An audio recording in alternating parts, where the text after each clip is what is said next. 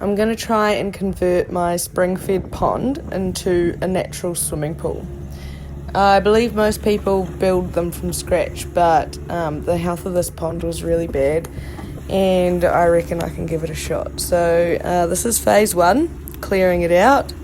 So this is the pond at the beginning, and you can see that there's a lot of duckweed in it and grass growing around the edges. The water's not flowing and the light's not getting through, so it's just really unhealthy at the moment.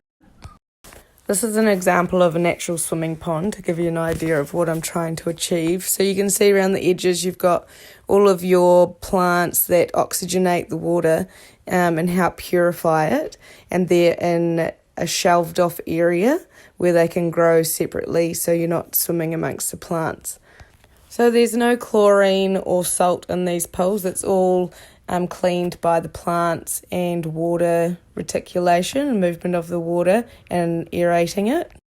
Here's a close-up image of the shelved off areas, and they're a mixture of different sized gravels. The roots need something to hold on to. So for me to achieve this, I'll probably do it in like some rock cages, which I can strategically place around the edge of the pond just to get things started. And then as the pond life develops and it improves, I'll put something more permanent in. This is calcium carbonate, or known as agricultural lime in New Zealand. And you can add this to the pond water and it'll help clean it up. It optimises the pH level and it also improves the clarity of the water. It also helps prevent algae blooming in the pond.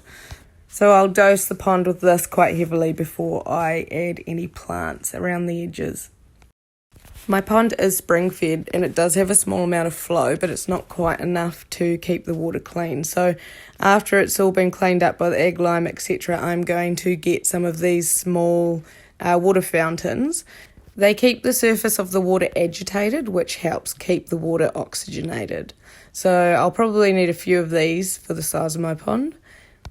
Currently the pond has been draining out the left-hand side there over the edge, so I've had to drain the pond and recreate the overflow so I could build up the dam wall on that low spot and dry it out to strengthen it before we let the water build up in there again. So I'm taking out all the weeds around the edges first, because this is where I'll end up putting my rock cages with all my plants.